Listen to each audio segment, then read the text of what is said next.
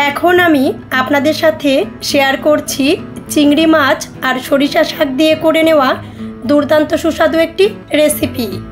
ঠিক একই রকমভাবে চিংড়ি দিয়ে সরিষা শাক রান্না করে নেওয়ার জন্যে কোনো প্রকার স্কিপ্ট না করে ফুল ভিডিওটি আমার সাথে থেকেই দেখে নিন।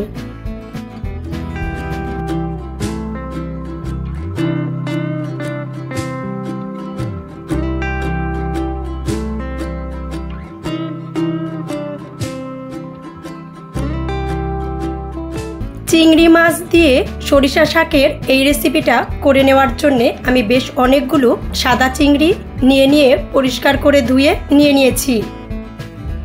সরিষা শাকের এই রেসিপিটা শেয়ার করে নেওয়ার জন্যে সরিষা শাকগুলো আমি কুচি করে কেটে নিয়েছি। সরিষা শাকের এই রেসিপিটা করে নেওয়ার জন্যে প্রথমত সরিষা শাক একটি কড়াইতে দিয়ে নিচ্ছি। শাকগুলো খুব ভালো করে সিদ্ধ করে নেওয়ার জন্যে কড়াইতে দিয়ে নিচ্ছি।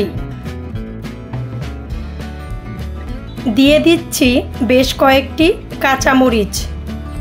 এর সাথে আরও দিয়ে নিচ্ছি টেস্ট অনুযায়ী লবণ আর কাঁচামরিচ দিয়ে শাকগুলো খুব ভালো করে সিদ্ধ করে নিচ্ছি।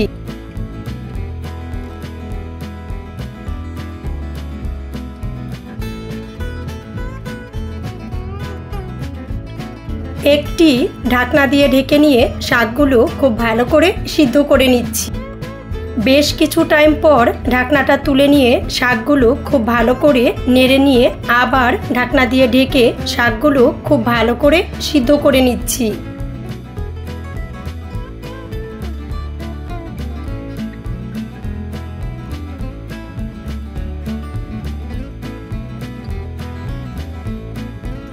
দুর্দান্ত সুস্বাদু করে শাকের এই রেসিপিটা করে নেওয়ার জন্যে প্রথমত শাকগুলো খুব ভালো করে সিদ্ধ করে নিচ্ছি।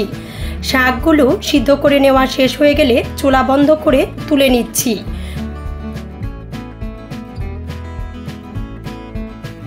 সুস্বাদু করে শাকের এই রেসিপিটা করে নেওয়ার জন্যে গরম কড়াইতে দিয়ে নিচ্ছি তেল গরম হয়ে গেলে দিয়ে দিচ্ছি কালো জিরা। এর সাথে আরও দিয়ে নিচ্ছি থেতু করে নেওয়া রসুন। দিয়ে দিচ্ছি চিড়ে নেওয়া কাঁচামরিচ।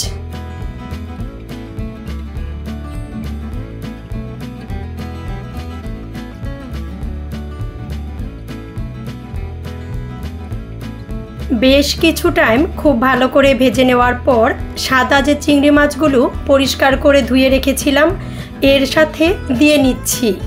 দিয়ে নিয়ে মিডিয়াম লো আঁচে রেখে বেশ কিছুটা সময় খুব ভালো করে ভেজে নিচ্ছি।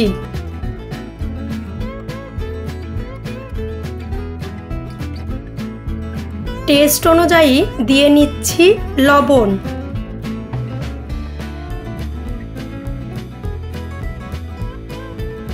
ওয়ান ফোর্থ চামচ দিয়ে নিচ্ছি হলুদের গুঁড়া।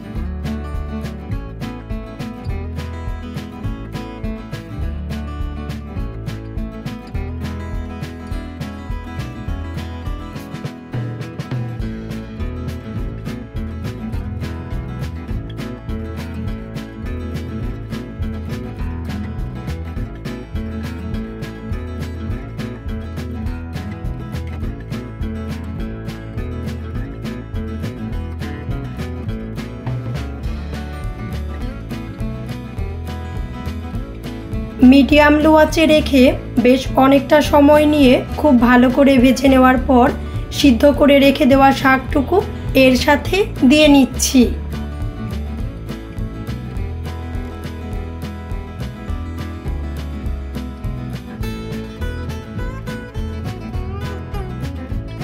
এখন কিন্তু চুলার আঁচ বেশ কিছুটা কমিয়ে নিয়ে বেশ অনেকটা সময় শাকগুলো খুব ভালো করে ভেজে নিব।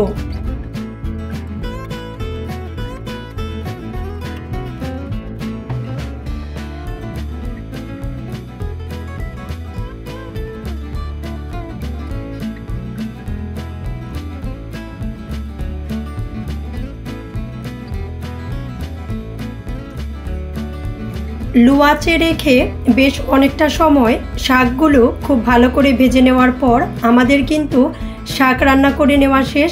এখন আমরা চুলা বন্ধ করে নামিয়ে নিচ্ছি।